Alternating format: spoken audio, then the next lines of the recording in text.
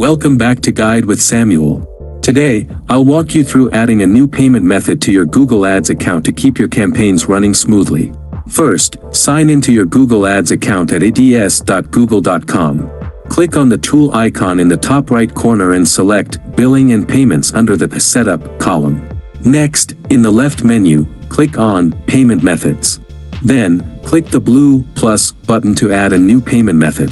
Then, choose your payment type, typically credit or debit card or bank account. Fill in all the required details accurately. After that, click Save.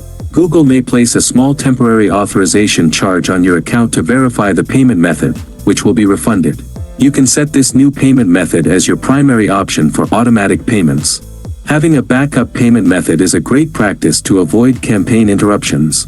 Your Google Ads account is now funded and ready for action. If this guide kept your ads running, please like and subscribe. Thank you for watching.